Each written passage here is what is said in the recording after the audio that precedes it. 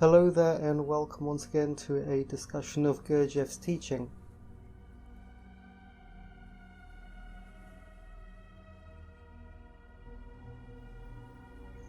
This week I've assembled a selection of shorter quotes from Gurdjieff which have technical points in them, and I will discuss some results of some energetic practices. Here in England it is hot and sunny and everybody's on the beach. Almost everybody. So let's begin with this one.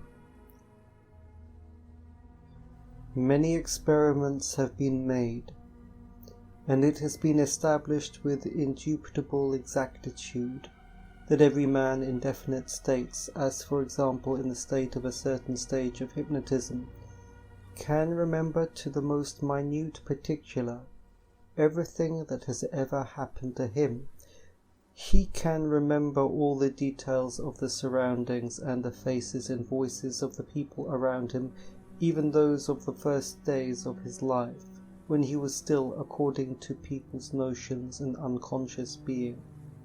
When a man is in one of these states, it is possible artificially to make even the reels hidden in the most obscure corners of the mechanism start working, but it often happens that these reels begin to unwind of themselves, under the influence of some overt or hidden shock evoked by some experiencing, whereupon there suddenly rises up before the man long forgotten scenes, picturings, faces, and so on.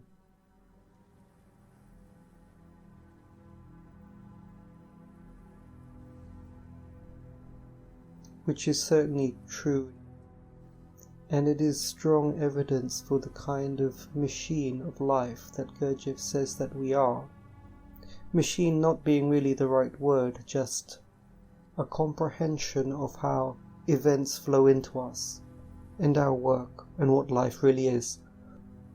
Life is a joyous work where we are given a certain vehicle, a beautiful vehicle, capable of experiencing tremendous things. But somehow the image that people have of life and the rhythms of life that they have established has become separated from the actual functioning of their inner work. And the way that this distortion happens, I think, is quite interesting. My sense of it is that there is a current from heaven that is the personality aspect, and that has an image of life, and that becomes easily distorted, certainly on this planet, and this eventually establishes a certain rhythm of functioning, which then works the machine. If the energy state of a society falls and it becomes very unhappy, then they will come up with theories of a different ilk. They will say that they are new, very interesting, very philosophical, and they have all sorts of reasoning and so on, but they simply reflect the low energy state. So negative emotions, positive emotions, yes, it's at the crux of everything, but not in the stupid way that people say that you're not going to be negative. That doesn't mean anything. On the planet today, the majority of the food is negative, so you have to learn how to work with it, and you have to learn how to make positive emotions.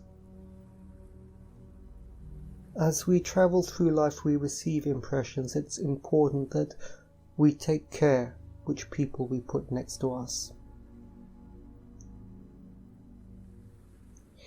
One of the things that I've been trying to do is to see in our ordinary life what Gurdjieff is really talking about. For instance, he talked about how the Greeks had started to play a game with their theories and their ideas and their philosophies, and eventually all of mankind started playing this game where they invent all sorts of theories and they love to tell each other their theories and their opinions. And actually this bleeds from their mental center, their life energy, shortening their life.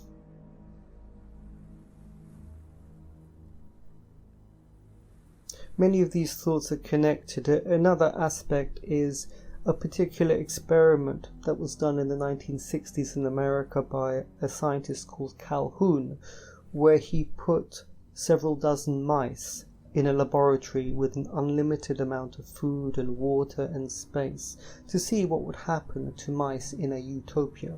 And what happened is their population shot up. But when it got to a certain level, the mice, without any challenge, without any struggle, started acting very strangely. Some of the mice became solitary and lived on their own.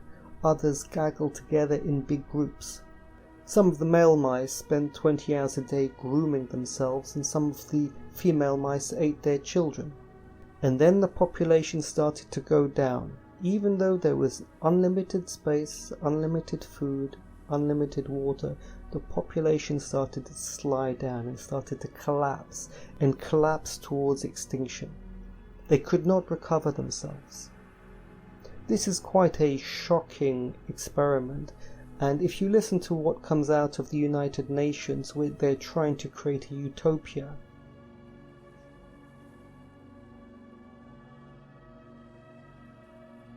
here Gurdjieff is talking to Fritz Peters. He smiled and said that it was impossible to thank him for what he had done for me. Cannot give thanks for life, not possible give enough thanks. Also, perhaps will be time when you wish I not save your life. You young now, you glad not die. But when you grow you not always like life, and maybe you not thank me, but make curse on me because I not let die, so do not thank now. He went on then to say that a life was a two-edged sword. In your country, you think life is only for pleasure. You have saying in your country, pursuit of happiness. And this saying show that people not understand life. Happiness is nothing, is only other side of unhappiness.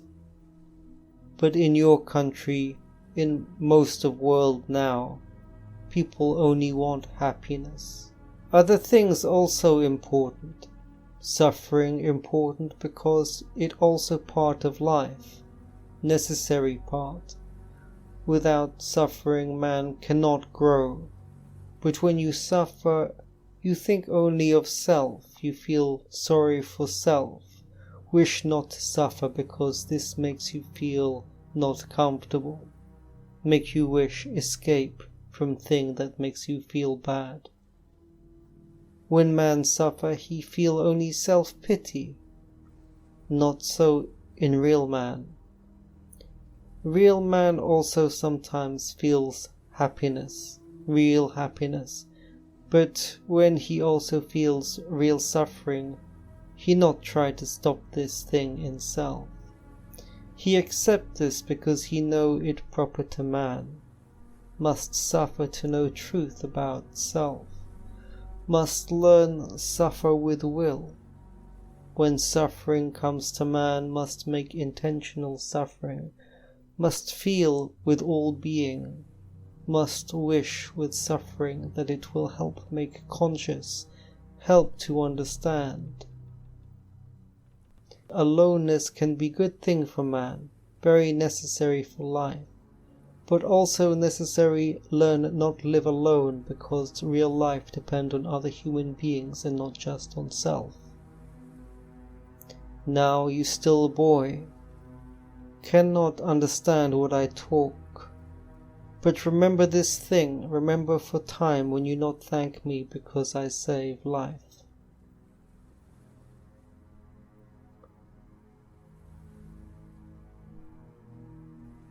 I appreciate this very much from Gurdjieff. The whole society now seems to want to be on holiday. Yesterday in the park, it's very evident that the people who have broken into this country are very happy. They roll around and play like the whole country is a beach for them. They seem to miss that all the white British people whose families have built this country for centuries are not happy and it's very evident when you look at them that they are very unhappy with what is happening. Without family, without a nation, there is no meaning.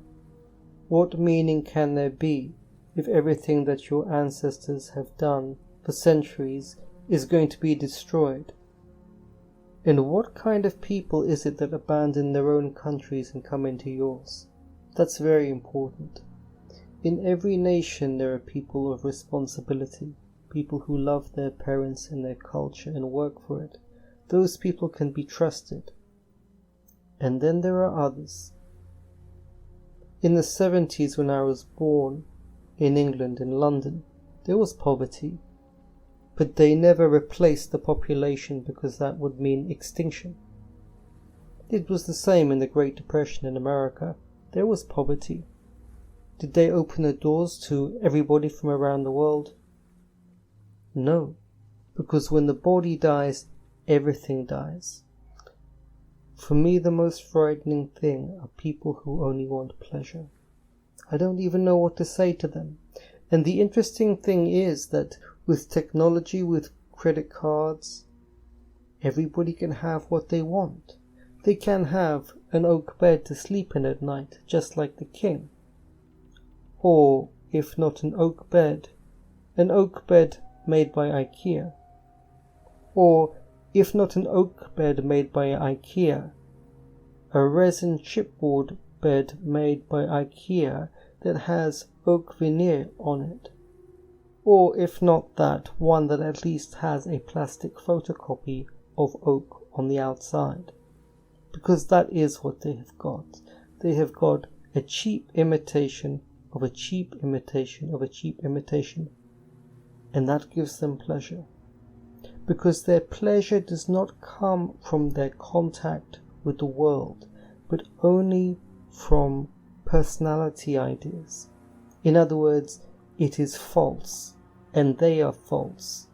They do not have the real thing, they do not feel the real thing, and they are not the real person. It is not easy to hold the sense of truth in this world. And what I'm saying here is the spiritual path. And if you listen very carefully to Lao Tzu in the Tao Te Ching, he does not say that the world is a wonderful place where everything flows together and we're all one. What he says in that book, if you read it carefully, is that human beings are burnt up like firecrackers at a festival, living in complete ignorance. And the only one who is not like that is the sage who sees. This world is the opposition to the truth.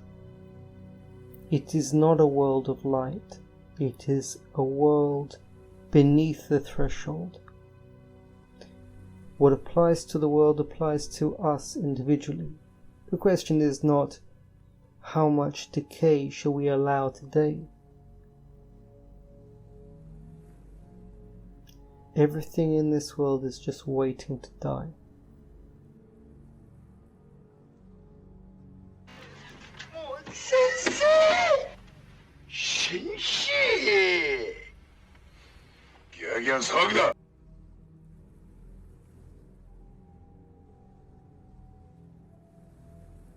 Beelzebub had spent some time with a man who had studied the law of vibrations and their effect on people in an underground laboratory. He gave this account not long before our departure from this underground domain, that is, from the place that convinced me that the results attained by the reason of former three-brained beings have not been entirely lost even on your planet. Although the subsequent generations of the beings of this peculiar planet, on account of their abnormal being existence, have ceased to transmute in themselves the cosmic truths discovered by their ancestors, and although these truths have not progressed there as they do everywhere else, nevertheless they are automatically concentrated in that strange underground kingdom of your planet, to await further development and perfecting by future three-brained beings.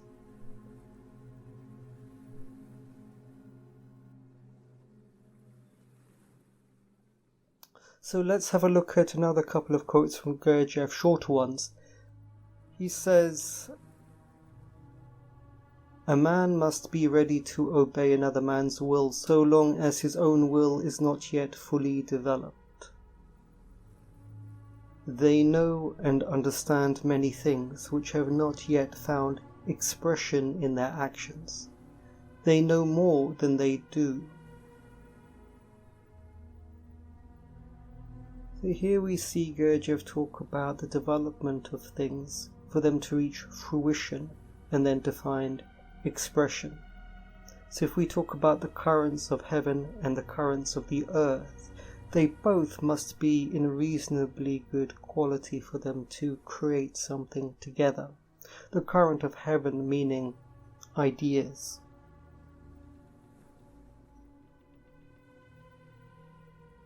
These things wouldn't necessarily work in Western culture because structures that are hidden from the people themselves have been created, which are bleeding the blood and the money out of Western people.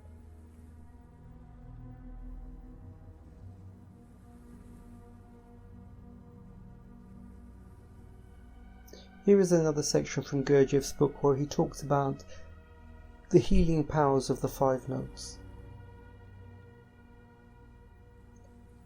The venerable Haji got up from the other section of the cave and brought a pot containing flowers, which he put in the middle of the room. He then sat down next to his pipe instrument. Addressing us, he said, "I shall now produce from these combined little pipes only 5 different sounds. Fix your attentions on this pot of flowers and note the number indicated by the hands of the vibrometers. Observe also the watch, please, and notice how many times I reproduce these sounds." With a small pair of bellows he then began to blow into corresponding pipes from which there began to issue a monotonous melody of 5 notes. The melody continued for 10 minutes, and we not only remembered the figures indicated on the vibrometers, but these 5 sounds were well impressed on our hearing. And when Haji had finished his monotonous music, the flowers in the pot were still alive as before. Haji now sat down at the sound-producing instrument called piano, and drawing our attention again to the hands of the vibrometers, he struck the corresponding keys of the piano and produced the same monotonous melody as before. The hands of the vibrometers moreover indicated the same figures. 2 minutes had not yet passed, when, by a sign of his head, Haji directed us to look at the pot of flowers. We saw very clearly with our eyes that the flowers in the pot had begun to fade, and when after 10 minutes the venerable Haji ceased his music, there remained of the former blossoming plants in the pot only fallen petals and faded stalks. Well, if one is attentive, there are certain interesting features here, and on Sunday after I came out of Mass, I went to the park and practiced the 5 elements, as I have done for many years. And what was the result? Well, I had just taken communion, so I felt quite bright anyway, according to the energy changes that happened there. But I could see as I looked at the trees and the shrubs around me in the park, that the field of the outer body, the astral body, had become active. I could feel it thickly around me, and it was active as if it was processing the environment. No doubt I can experience these things due to the large amount of Qigong I do every day. But when I looked at the plants and the trees, it was as if I could see characters in them. Each one had a mood or a feeling, and the world felt more like folklore, where things are actually alive. Once Gurdjieff said that everything is brighter. Well, perhaps this is what he means, and perhaps this is the real world. And what is the world like when I cannot see the aliveness of things? When I fall back once again to the state that human beings today consider their world, what do I see then? Do I not just see the outline of green shapes in the distance and feel nothing? And aren't all our modern investigations based upon that, on the not feeling of things? What happened to the real world And why do people not feel the aliveness of things anymore? Is it not that they sit in large groups in the cafe, leaking? And they leak through their feelings, they leak through their mind, and then things don't work anymore. Then they get a little bit anxious about things and try to come up with theories of the world based upon their leaked state. And this they call science. In science, nothing is alive. Let's begin with that. And form theories on the basis of that. That is the world as it is today. As I said before, after a while it is not the rhythm of life or the routines of life or the particular answers that people have that changes. The questions change, and people no longer look for the same thing. They no longer what is called believe. They no longer believe that there was anything that was alive.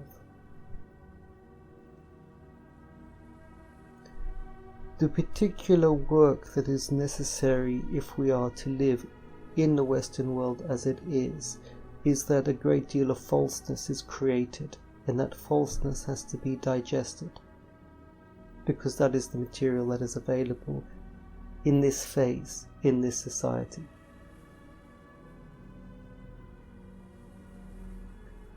And in a way, this is what the Western world is trying to do. They have come to the end of their rope. And now they explore in all sorts of absurd and insane ways for a way out. Their ancestors were very strong. Who knows? Maybe they could find something. When you leave, you go into the world, you take a journey, and then you come back home. On good days you come back feeling free, and if you have worked you feel good. On bad days you bring something home with you, something that wasn't digested, an impression that did not go down.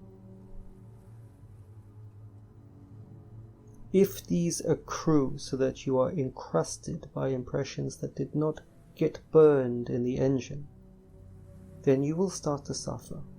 And then you can try to be positive, but it's not going to do shit. The engine must burn clean. And if there is something blocking it, you must find a way to work it through. As Gurdjieff taught at the beginning, once it is in you for good.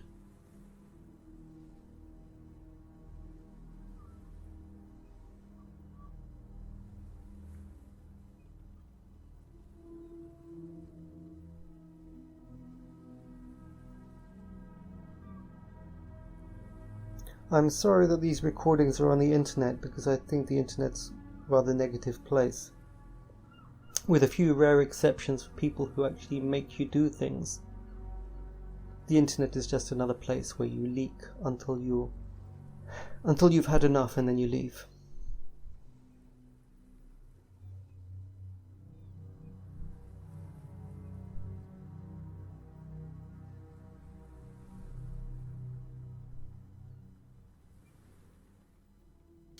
Okay then, take care. It's a damn tough life, full of toil and strife, we whalermen undergo. And we don't give a damn when the gale is done, how hard the winds do blow. We're homeward bound from the Arctic around, with a good ship taut and free. And we don't give a damn when we drink our rum with the girls of old Maui. Rolling down to old Maui, me boys, rolling down to old Maui. We're homeward bound from the Arctic around, rolling down to old Maui. Once more we sail with the northerly gale through the ice and wind and rain. Them coconut fronds, them tropical lands, we soon shall see again. 6 hellish months have passed away on the cold Kamchatka Sea. But now we're bound from the Arctic around, rolling down to old Maui. Rolling down to old Maui, me boys, rolling down to old Maui. We're homeward bound from the Arctic around, rolling down to old Maui. we sail with a favourable gale towards our island home. Our mainmast sprung, our whaling done, and we ain't got far to roam. Our stunsail bones got carried away, what care we for that sound? A living gale is after us, thank God we're homeward bound. Rolling down to old Maui, me boys, rolling down to old Maui. We're homeward bound from the Arctic around, rolling down to old Maui. Rolling down to old Maui, me boys, rolling down to old Maui. We're homeward bound from the Arctic around, rolling down to old Maui.